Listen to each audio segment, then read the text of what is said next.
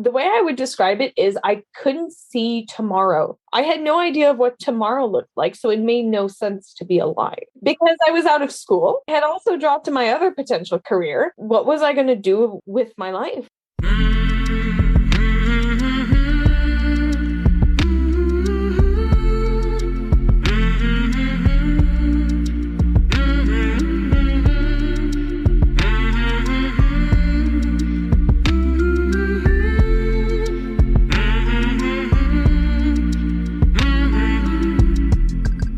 Hey there, my name is Sean, and this is Suicide Noted. On this podcast, I talk with suicide attempt survivors so that we can hear their stories. Every year around the world, millions of people try to take their own lives. We almost never talk about it. We certainly don't talk about it enough, and when we do talk about it, many of us, including me, are not very good at it.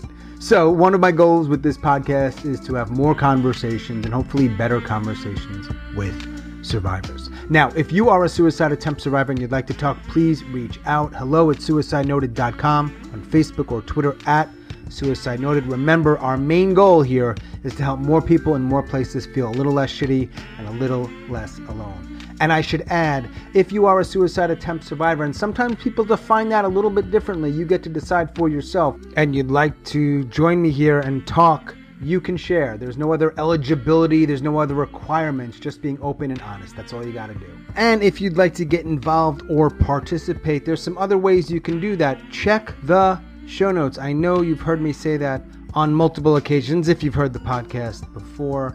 That includes our membership site. We would love more members. We could use the support. Again, you can find more information on that, among other things, in the show notes. So have a quick scroll down. And remember, if you listen on Apple Podcast, rating and reviewing helps people find it. And you know we want more people to find it. So thanks very much. And however you're involved or participated, we really do appreciate it. Now, do keep in mind, we're talking about suicide on this podcast. We know it's not a great fit for everybody, so take that into account before you listen or as you listen.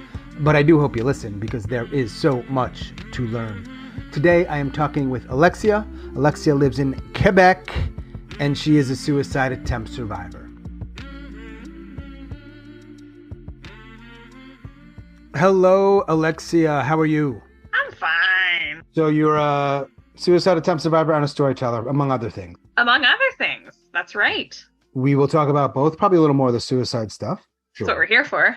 Right. How are you comfortable, I guess is the question, in talking about something that's so sensitive or difficult for people to talk about?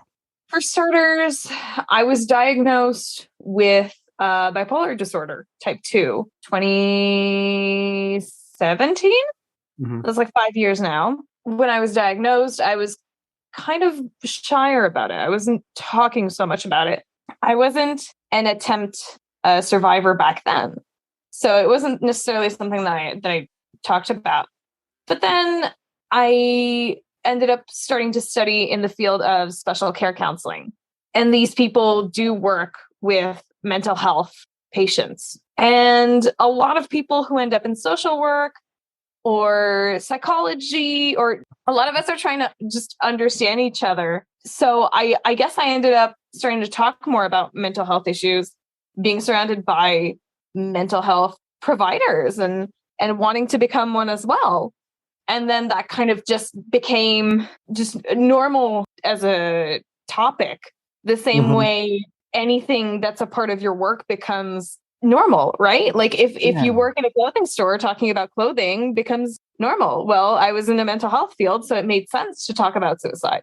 So I guess the reason why I feel comfortable talking about these things is because I have spoken about those things, both as a professional back then, and also as just somebody who has mental health issues. Are you no longer in that field? Not in the field anymore. I didn't finish my studies. So here in Quebec, we have what they call cégep, and that's kind of like a college, if you will. You basically do either 2 years and then you go off to university, or you do a 3-year program and you kind of get a career out of that. Special care counseling was a 3-year program, and I was in an internship, and one of the teenagers I was on the field with, it was a very, very small school. He was murdered, like straight up in the school's parking lot, I guess. I don't remember exactly, but I quit my internship because I was like, this is a little bit too heavy for me. I'm not at that level of professionalism yet. Right. And I was realizing that I could make the same amount of money as a mental health care provider and special care counselor as I would if I were into a field of arts. And I was like, I think one is less stressful than the other.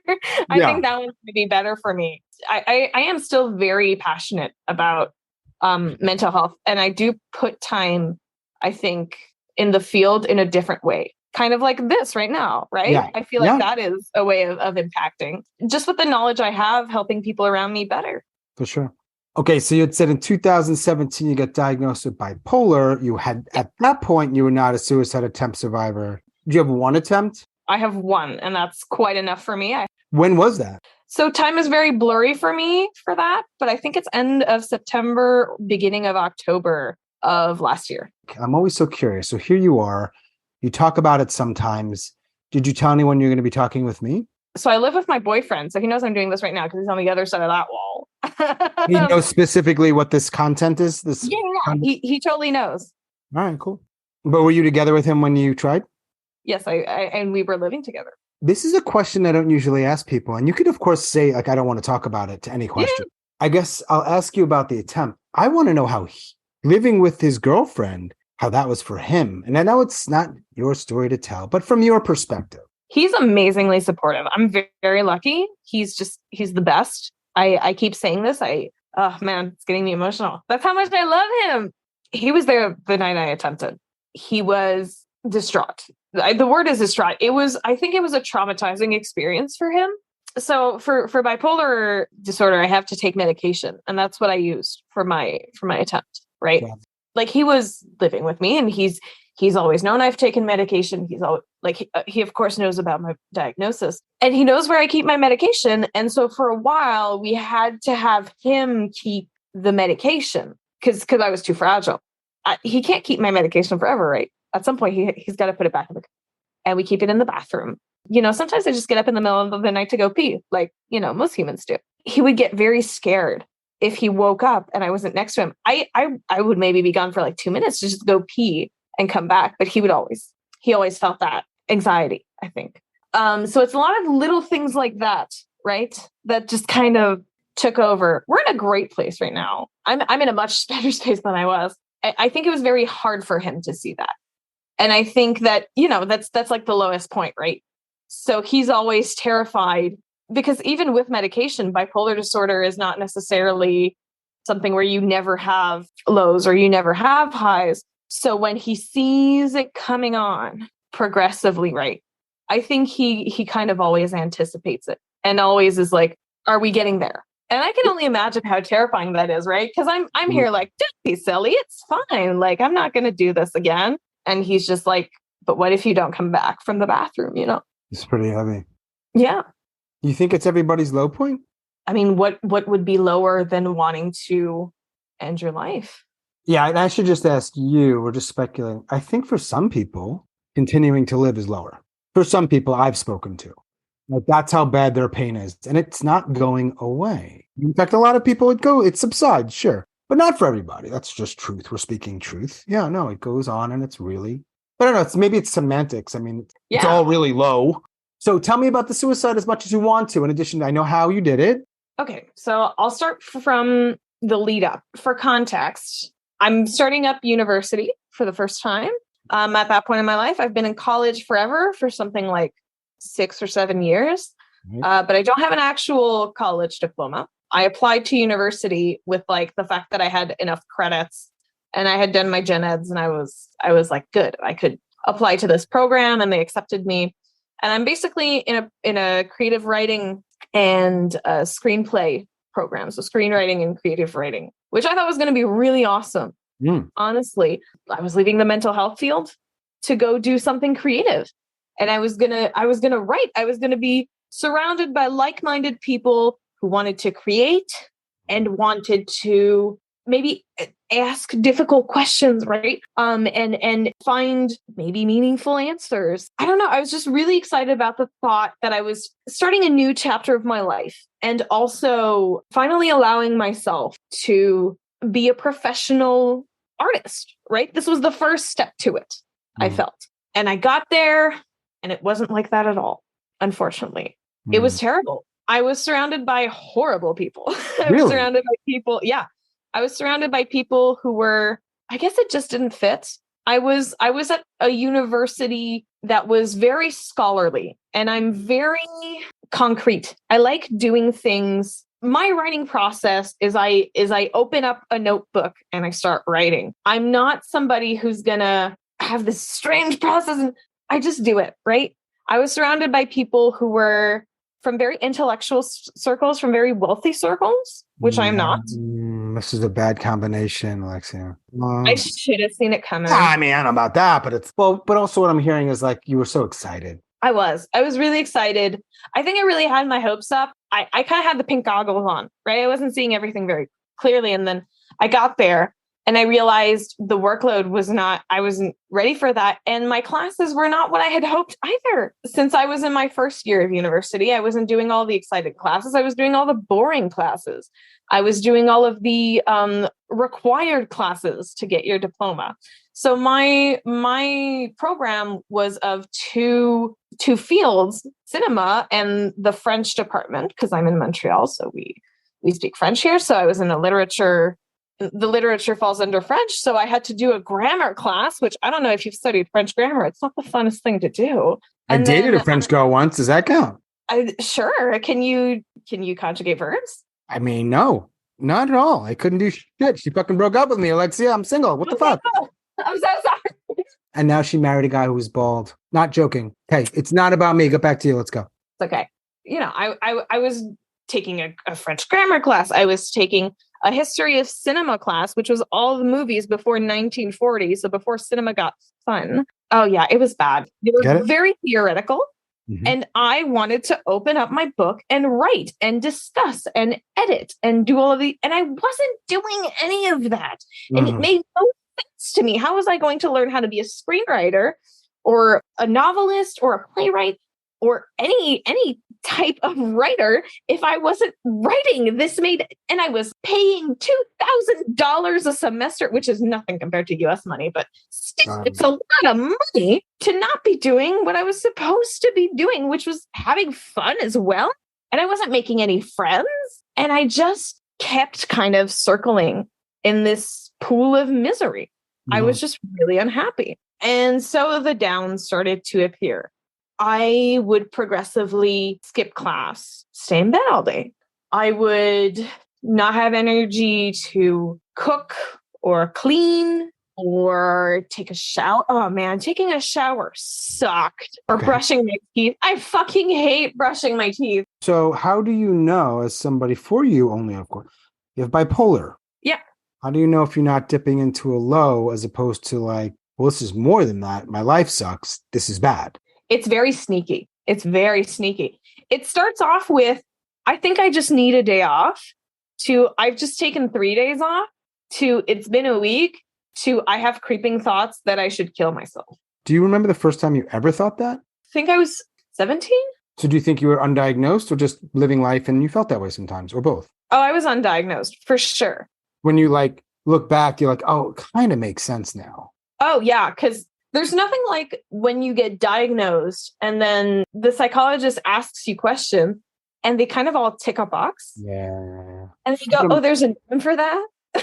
I thought it was a special snowflake. What if more people laugh or cry in that moment of realization?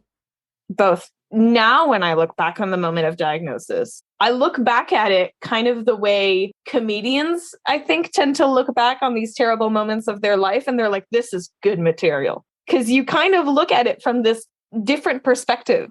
Thank God you and they have that lens. Yeah, I'm really thankful for writing and storytelling and comedy and all of these things, because they do give such a good perspective. It's my way of coping, which I know we're going to get to that probably later, but it is a huge part of it.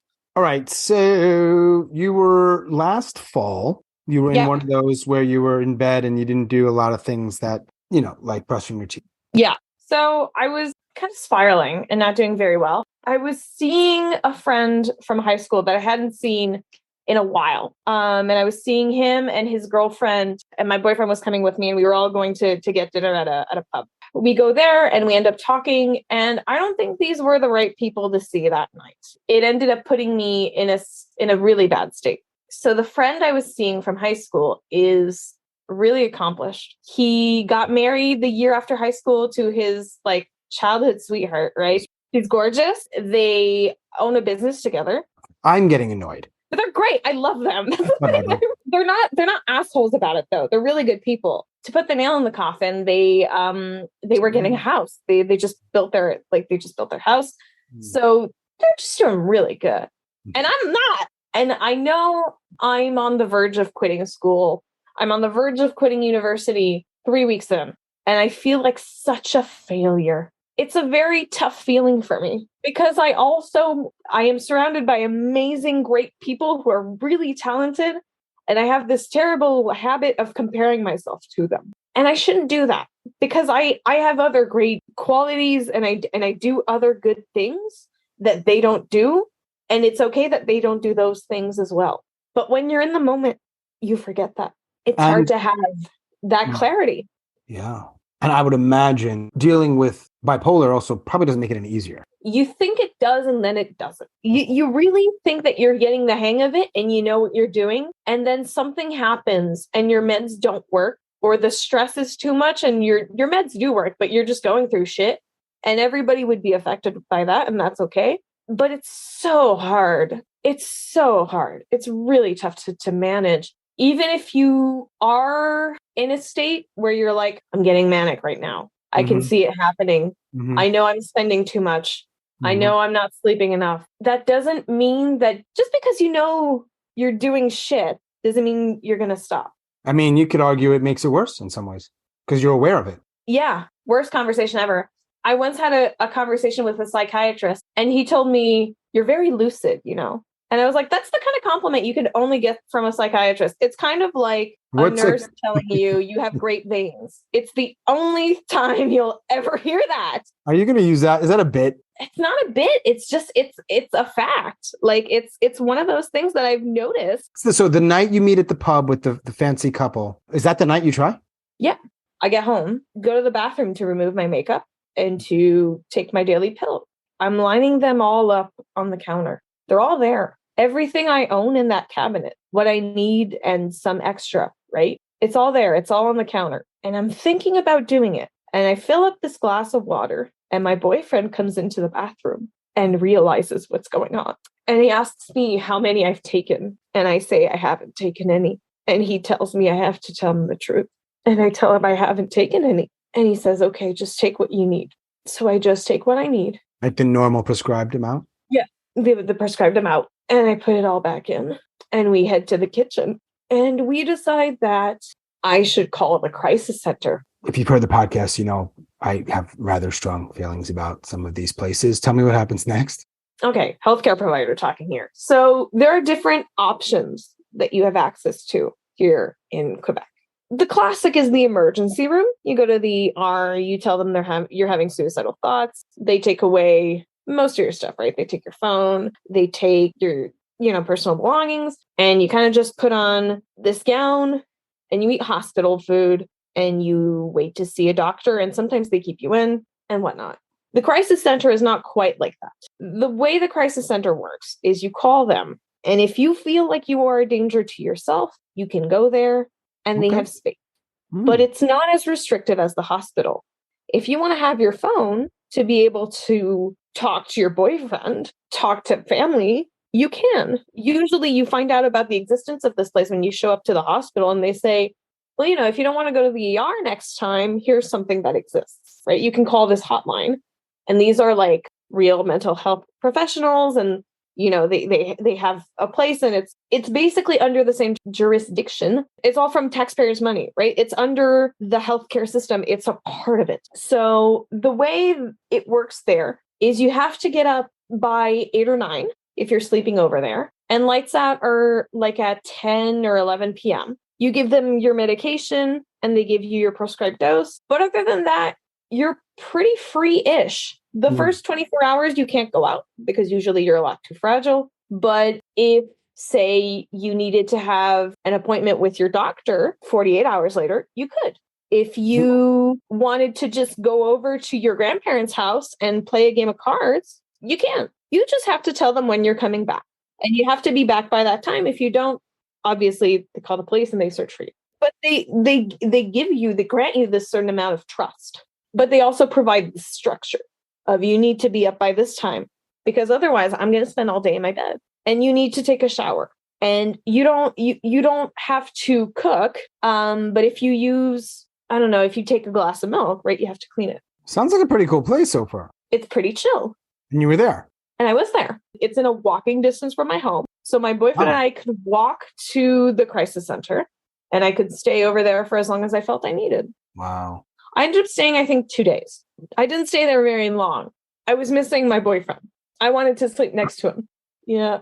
Okay, so you're back with your boyfriend after a couple of days. You're alive. Glad to be alive? Feel weird? The way I would describe it is I couldn't see tomorrow. I had no idea of what tomorrow looked like, so it made no sense to be alive. Even afterwards? Yeah, because I was out of school. Yeah. But I had also dropped to my other potential career. What was I going to do with my life? And that's October? Yeah. Has it changed in the last 6 months?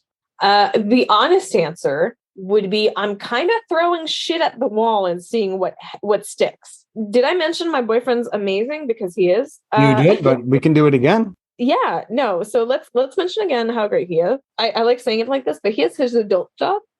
So he's finished his studies, right? He has a master's in applied mathematics because he's very, very intelligent. I know, he's so smart. Wait a second. What's the difference of regular math is regular math. Applied math is you're using it in a more specific way? Yeah, more concrete way. He was lucky enough to be paid during his master's, so he has no student debt. He only just moved out of his parents' house this summer. You know, he was making enough money and he wasn't really worried about it. At the time, we actually weren't living together officially. I had my place with a roommate, but I was spending most of my time there. And he was like, well, why don't you come actually live with me? And you don't have to worry about finances, because I was planning on affording this place full time on my own, like no problem. Like we can find a way to make finances work for you and also for me, where you wouldn't have to freak out or anything. And you could take this time to just figure out what it is you want. What's his name? Antoine. I need him in my life. He's amazing, right? I need him to come over here to North Carolina. He's super French. He's super French. You're super French too? I'm super French too. Ouais, pas de problème. Comme je suis une francophone. Love, love, love. I want to do this podcast in French. I just can't speak French. Do you think if you were living alone that night, you'd be dead? Yeah. You know, ODing is so weird. It doesn't usually work. You were going to make that shit work, you think? I could never possibly know, but I'm pretty sure I would have attempted it again, probably since then, if I hadn't died that night. I don't know how I could have gotten back up without him. That's terrifying because I don't want to put that pressure on him, right? He chose you. You chose each other. It's part of it, no? So I told him pretty early on. When I met his mom, I told her at the dinner I met her that I was bipolar. And she was just so accepting and loving. I have the best in-laws. I'm so lucky. You're not married, are you? We're not married. Did you meet on a French dating site? We met on OkCupid. It's not French. No. Yeah, I know. It doesn't matter. You're together. So yeah, I always wonder about like the people who don't make it. One of the things for sure is there's no one around. That's a huge part of it. No one's around. So they try and they die, or they try again a day later or a week later or a month later. So when we talk about mental health, we talk a lot about protective factors and risk factors, right?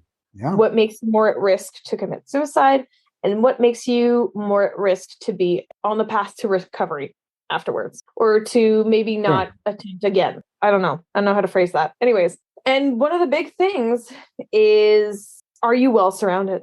Yeah. It's obvious when we say it aloud, isn't it?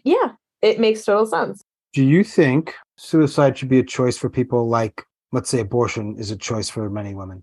I do. I know it's a bit of an apples and oranges comparison, but you do. I tend to agree. Oh, here's the thing. I believe in assisted medicated suicide, right? It's very conditional. That's where the asterisk is, and that's my question is unconditional. I get to choose whatever I want. No. Why not? It's not because you can't see your reason to live right now that there isn't one. Mm-hmm. So I'm not, this isn't loaded. So part of that tells me that you're not in the right frame of mind to make that decision. Yeah, And maybe another way to frame it is you'd regret it. you would. You would. There's a very common kitschy saying that says that suicide is a permanent solution. Ooh, you're gonna piss some of my listeners off. I know. I'm okay with that. From my experience, I'm bipolar. Downs are temporary. Mm-hmm. They are. You come out of them. So from my perspective, that's what it is. That doesn't invalidate other people's experiences, right? I know that some people obviously come from a very different life experience where it's like, I was born and my life was shit because my parents' life was shit, because my grandparents' life was shit. Mm-hmm. And if I have kids, their life is probably going to be shit. I live in poverty and it's very hard to come out of poverty. And then all of these risk factors, right, that are there. So that generational trauma mixed with the poverty, mixed with this, mixed with that, it's a Molotov, right? And it's just, it's really, it'll kill you, quite literally. The question for me is just a broader one. And it is very complicated, particularly when talking about, someone not being in their quote right mind. But who are we giving agency to? Who are we allowing to make those decisions? I don't think there's really an answer necessarily. I'm not asking it necessarily to have an answer. It's just like, ooh, complicated. And if I want to end my life or try, I can do that. But in some countries, there's real penalties if you don't die. Jail, sometimes monetary In Japan, back in the day, I lived in Japan years ago. Don't know if this is true. Just heard it. Might not be true. If you die and suicide, apparently the family pays for the cleanup. It's just so So it's fascinating to me how cultures deal with this. Complicated. All right. So you want to be alive right now as we speak? Yeah, I do. That was an unfair way to frame the question. I should have just been like, do you want to be alive? Yeah, I do. I do. I have things to look forward to. Such as? I'm starting school in the fall. Different school? Different school. For same thing? No. I'm going back to college because I like college and I prefer that system. And I like the way I just get to actually do stuff. So I knew I wanted to go into a program. I kept saying to the guidance counselor, I'm the type of person that likes concrete stuff. I know that if I mix red and I mix yellow, it's going to give orange. I want to be mixing. So I wanted to do something where I knew I was going to actually get to do the thing, because that was something that was really lacking. I ended up looking at a bunch of programs, but the two ones that made me want to go back to school were makeup school, because I do work as a cosmetician right now. I work full-time as a cosmetician. Super fun job. And my favorite part of that job is actually doing makeup. So that's great. I figured makeup school, or the other option was actually getting to do another creative field, which was acting. I've been acting since I was in elementary school. You don't need to tell me which one it is. I already know. So which one did I choose? Whatever the second one is was going to be the one. Yeah, obviously. Mm-hmm. I'm so smart. You know that I've been doing a lot of theater in the last 10 years. You didn't know that, did you? Which is the greatest medium. It's so much fun. Great medium. I actually, yeah. That's awesome. I did my audition on April 1st, and I got the news, I think 3 days later, that I was in. They asked me to do 3 things. So the first one was a monologue of my choice that had to be under 2 minutes. Okay. So I decided to do Fleabag because that's my favorite play of all time. Super fun. I also had to do a song. I had to do a verse from a song of my choice. And since my monologue was pretty dramatic, I thought, well, I'll do something comedic, to balance things out. And I thought, well, who does songs that are funny, but I don't need like this grand voice, right? Because I don't really have that. And then I thought of Bo Burnham. Oh, I love Bo Burnham. So I did Kill Yourself by Bo Burnham, the chorus of Kill Yourself. So I finished the monologue of Fleabag, and then I went, okay, so now for my song, I'll do a piece by Bo Burnham, which is called Kill Yourself. It'll only take a minute. You'll be happy that you did it. Just go over to your oven, shove your head in it, kill yourself. Really, you should do it. There's really nothing to it. Just grab a mug and chug a cup of lighter fluid. Bold choice. And I made them laugh, which is awesome, because they open up the audition being like, we don't really like react, so like don't freak out. Challenge accepted and crushed. And then after that, I had to do a movement piece. I had to do an original movement piece. And you can Yeah. see you're talking about this with such like joy. It's cool. Thank you. So I'm really happy about that. I have that to look forward to. That's in August/September. And then around my birthday, I'm getting to see my favorite band live for the first time. I'm getting to see Arctic Monkeys for my birthday. I don't know them, but I'm sure they're very good. They're very good. I like them a lot. And then in August, I also have I'm going on my first trip post-COVID. I've been to other cities close by, right? And we've stayed over to a hotel or whatever. But this is the first time I'm taking the plane since COVID. Antoine and I are going to Alaska. We're going on a cruise for a week. I know. I gotta date this fucking guy. I know. I want you to consider No, separating, but just for like a month. No. It's not permanent. It's not permanent. No. I bet he's very good looking too. He kind of looks like Seth Rogen. He'll kill me for saying this. So Does he laugh like Seth Rogen? no, he has a better laugh. No, he just has the beard and like the curly hair and the nose. It was okay, Cupid. On OkCupid, like one of the questions he had on his profile was like, what are you looking for? And he wrote attention. That's And awesome. the one after that was, what do you think you can bring to a relationship? And he wrote attention. If you see what we've learned, you make someone laugh, you get the gig. It totally works. All right, let's get back to suicide for a few minutes. You've been very open and you shared a lot. How many people other than your boyfriend know that you tried to end your life, other than hospital administrators? My best friends know. So probably like my 3 closest friends. I don't think my sisters know. Are they going to listen to this podcast? I'd be surprised. Pretty unlikely they're going to stumble across it. If, No, but like, not to diss them, but like they didn't listen to the other podcast, so and they don't really come to the show. You know what comes after? Not to diss them, but Okay, so to diss them, they haven't freaking listened to the other podcast. They don't really come to shows or stuff.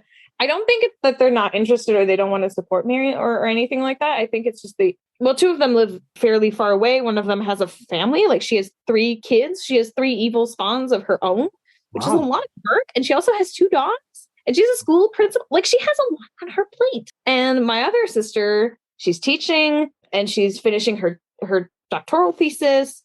She's just running around. Like they've all got their shit, right? everybody's so fucking busy. Everybody's so fucking busy. I hate it. Me too. Do you think that you will die a natural death? By natural, do you mean like not caused by me? I mean, we could split hairs here. I mean, but yeah. I sure hope so. Okay, because there's a saying in French that my dad says all the time. I'll literally translate it, and it's like, I don't want to say fountain. I won't drink any of your water. Yeah, I'm gonna die a natural death. It's all good. I have a very serious mental health diagnosis. I just found out recently that I was not prescribed the right meds, which is why I've been severely depressed since May of last year. Yeah, you wonder how many people that applies to when they died. Yeah, because I went to a family doctor. She's in the private sector because we have public health care here, but I don't have a family doctor. I'm on a wait list, although I do have a mental health disorder. I could either wait at the ER for several hours, or I could pay and see a doctor whenever I felt like it. So I did the paying thing, although my taxes pay for a system, right? Anyways, That's a whole other story. So I ended up seeing this doctor. I told her I had bipolar type 2 and that I didn't want to be on my current meds anymore because they had made me gain so much weight. And they were making me very tired and groggy, and I couldn't keep this up. Like the side effects were too much for me. She prescribed me my old pills. And when I went to go pay for them, they aren't covered by the public insurance, the public Medicare. So they're $400 a month. I used to get them for $5 a month because I was on my father's private insurance. So I had access to it when I was younger, but I couldn't anymore. But I also couldn't shell out $400 a month. So I went back to the doctor, and she prescribed me meds that are actually for bipolar type 1. They control manic episodes more than they do depressive episodes, but type 2 bipolars have more depressive episodes. So they haven't been treating my depressive episodes at all. So it's kind of like I've been unmedicated since May of last year, which explains a lot, like that makes sense. Yep. So I just went back to a doctor recently. He told me, like, why are you on these pills? And I was like, well, that's what they prescribed me. And he was like, these are for type 1. You're type 2, right? And I was like, yeah. was like, what freaking moron prescribed this to you? And I was like, you're telling me I paid for the wrong care. Anyways, he wrote a document to like the Medicare so I could get the $400 pills covered, because technically there are only two medications that work for bipolar type 2. There's the ones that make me gain a lot of weight and that make me groggy and that have too many side effects, or the $400 ones. Yeah, geez. My only other question is, actually, do I have two? I have two other questions. I'm done. Cool beans. And you add anything else you want, of course.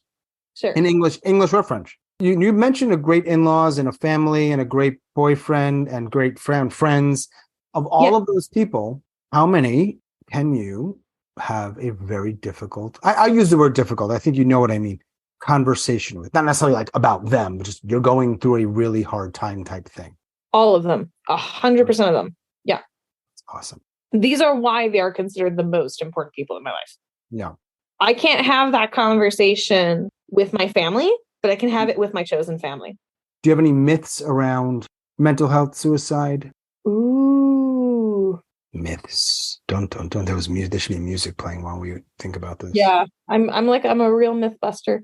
I think there's kind of this myth around bipolar patients in particular, where it's this idea that you're like two-faced or you're not genuine. And it's just not the case. Like, I feel my emotions, I feel my moods, actually, because there's a difference between both. I feel my moods just like so much. I think I'm a very kind person. I'm a very generous person. But when the depression hits, I just can't even be a person, much less a kind one.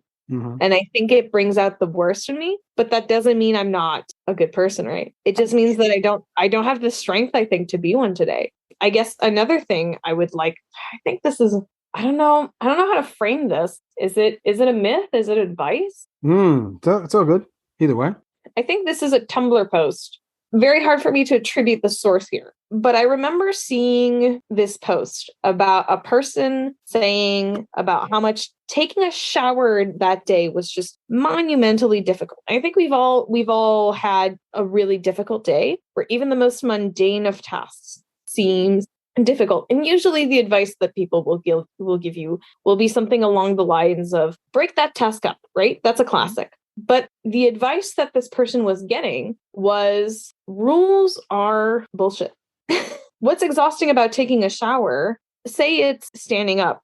You don't have to take a shower standing up. Nobody knows that you took your shower sitting down, but at least you got clean. Maybe the dishes are exhausting to you and you have the luxury of having a dishwasher, right? But the dishes have sat in there for too long and you pull a dish out and there's still something on it. And you're just like, oh, I have to clean it by hand. You can run the dishwasher a second time. It's okay. Nobody knows you did this, right? It's cool. It's fine. You don't have to hold yourself up to the same standard, right? These rules that you've kind of made up for yourself, you can kind of just release that a little bit, right? You can kind of relieve that a little bit. I find that really helpful. Those days where it's just really shitty. And I'm like, man, I gotta take a shower. I'm like, I guess it's a shower sitting down day. And then it becomes like kind of fun. I don't know. It's kind of dumb, right? Finding loopholes to it. Yeah. Could be like a whole book. Yeah. Let's write a whole book. You write it. I ain't writing anything. Okay. Figure out what works for you. Yeah. Yeah. It is hard though I can only talk about myself. That stuff that you mentioned totally makes sense. But like big stuff in life, like maybe the other example you gave about someone succeeding at work, crushing it at work and you're not, or financially stable and you're not. That's hard, man. That's a really tough one. The thing that crushes me the most is myself and the expectations I bring on myself. Yeah. Because I come from a family where everyone is just doing so great. But how much of that is bullshit, right? Because we're not being real with each other. One of my favorite movies / musicals, pieces of art, whatever you'll call it, is Tick, Tick, Boom. I'm absolutely in love with it because it makes you realize how much the 30 crisis, this crisis of having your life put together by a certain age, is societally induced. It comes from this story, this myth we've kind of created for ourselves that by 30 you should be settled down. But that's happening less and less because there are more and more factors making it so that happens later in life. And maybe that's a good thing. Maybe. like maybe it's a good thing that you don't get married in your early 20s because your brain's not fully developed till you're 25. One of my favorite comedians is Taylor Tomlinson, and she has this whole joke about that's the proof that God is a man. Yeah. Because why else would he finish your boobs years before he finished your brain? She's spot on. 100%. That's what that is. She's also bipolar. She has her whole second show is about that. And she talks about how one of the things that they tell you when you're like getting diagnosed is like, you know, who else is bipolar? That person is aspirational, right?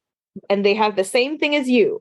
Mm-hmm. So the objective is for you to kind of become like that, also aspirational. It's kind of fucked up. You know, you went to college originally, or at least the second time, like I think you wanted to ask meaningful questions, right? And have meaningful conversations. And I think it's fair to say, in my experience, most people don't want that. And so you get your one question and a one quick answer. There's very little nuance or gray area, and you're done. So you don't have any room for those conversations. It's far more interesting, I think. It's so much more interesting to not know the answer, isn't it? Yeah, I love pieces of art that don't finish with a nicely done little bow, right? There seems to be an expectation for there to really have that type of ending. I'm like, I don't have a problem with it, but let's just push back sometimes because that's not how things are often. Like, Don't be afraid to tell the hard story without the happy ending. People need to hear it. Really need to hear it. I totally agree. Okay, and back to your super awesome supportive partner. How long have you been together? We met in December 2021. So we're going on a year and a half ish. And you're going to Alaska. And we're going to Alaska. I'm going to be surrounded by glaciers. It's just going to be awesome. It's going to be awesome. What else do you want to share about this stuff or anything? In French or English, I said, remember? Yeah.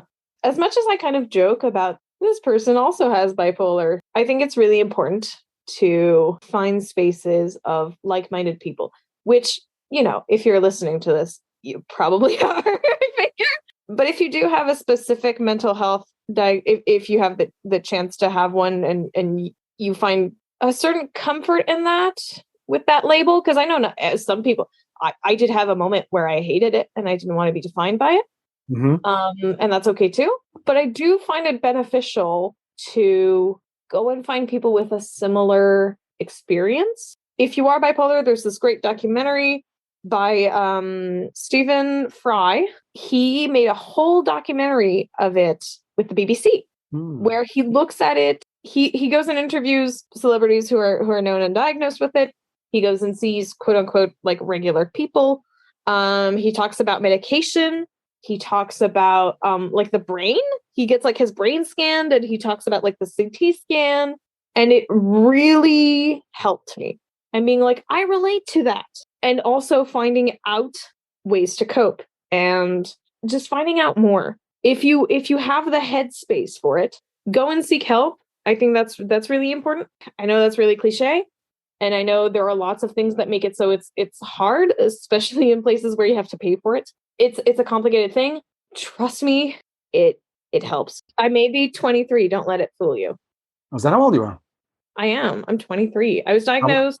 I was 17, which is they're very reluctant to diagnose under 18. Right. Yeah. What else you got? We done? Have you watched the new Mario movie? No. I went to see it with Antoine yesterday. One of the characters is like this little star from like Mario Galaxy, because they got to reference that game. I'm not going to probably say it. Yeah. Tell me. Yeah.